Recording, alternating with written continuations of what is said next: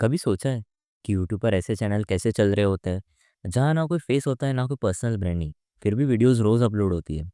कोई camera setup नहीं, कोई माइक नहीं, कोई ऑन स्क्रीन प्रेजेंस नहीं, फिर भी कंटेंट कंसिस्टेंटली अपलोड हो रहा है।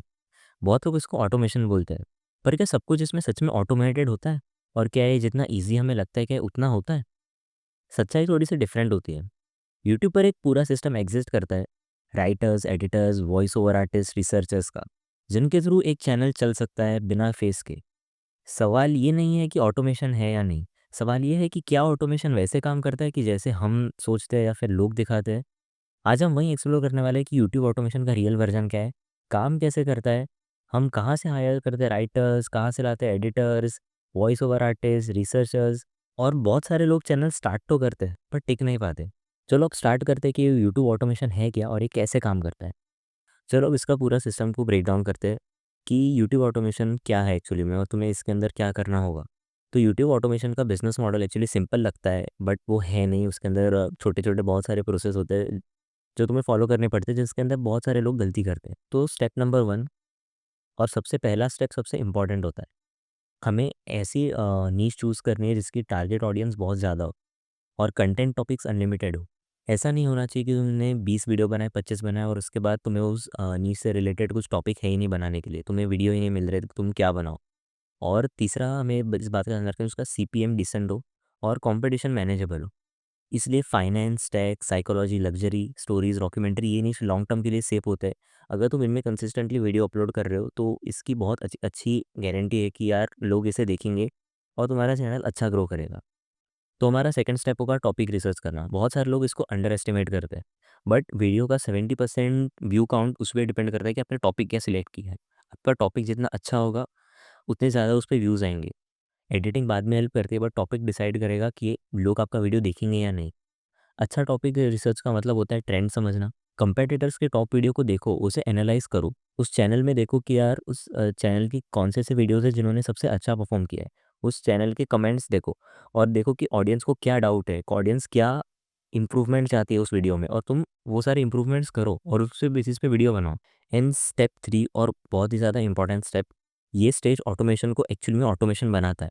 हमें एक स्क्रिप्ट राइटर ढूंढना है, वॉइस ओवर आर्टिस्ट ढूंढना है, वीडियो एडिटर ढूंढना है, थंबनेल डिसाइडर ढूंढना है। ठीक है, ये एक पाइपलाइन होता है जिसमें हर स्टेप क्लियर होना चाहिए।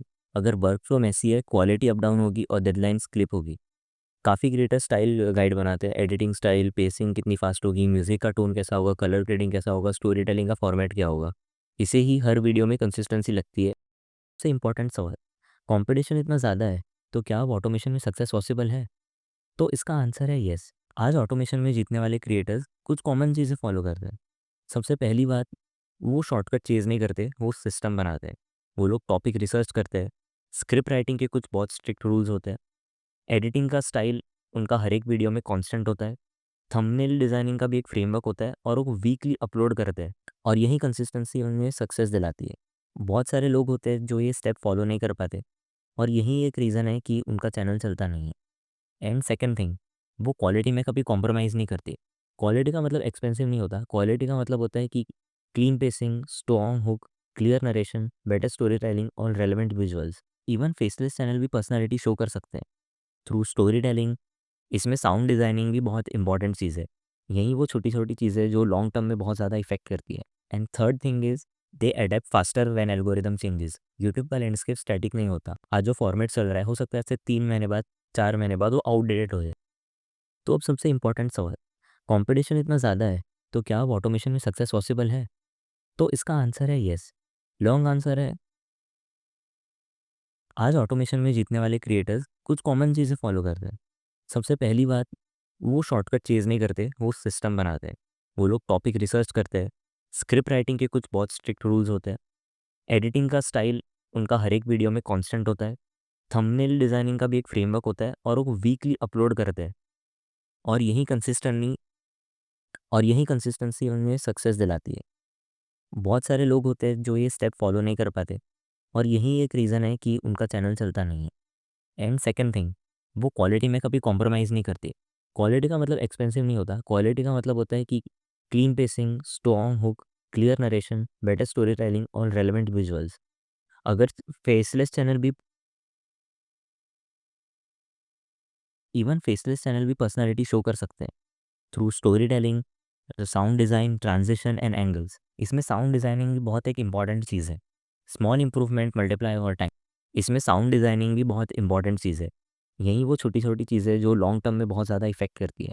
And third thing is they adapt faster when algorithm changes. YouTube का लैंडस्केप स्टैटिक नहीं होता। आज जो फॉर्मेट चल रहा है शायद आज से 3 महीने बाद या 4 महीने बाद वो आउटडेटेड हो जाए और कुछ नया। तो यूट्यूब ऑटोमेशन पावरफुल तो है बट एफर्टलेस नहीं। अगर कोई बिना प्लानिंग, बिना रिसर्च या बिना सिस्टम के स्टार्ट कर रहा है तो वो अपना टाइम और पैसा वेस्ट ही करेगा।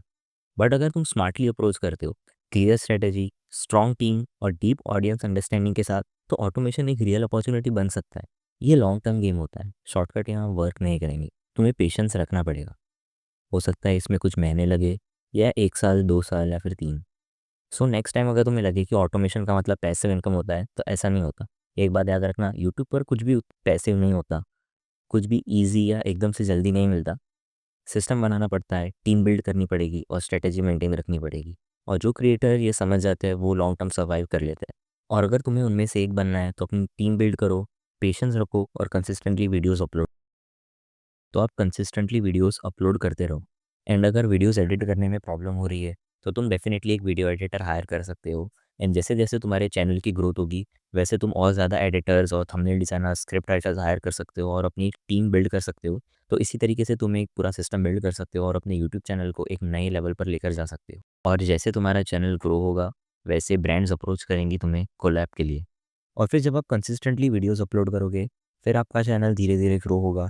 और फिर फाइनली वो टाइम आएगा जब आप 10,000 सब्सक्राइबर्स कंप्लीट कर लोगे यूट्यूब पर।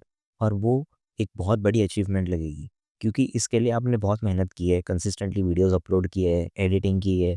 और फिर जब फाइनली 10,000 सब्सक्राइबर्स पूरे हो जाएंगे तब आपको बहुत खुशी होगी और तब आपको लगेगा कि आपने जितनी भी मेहनत की है वो एक्चुअली में वर्थ इट थी।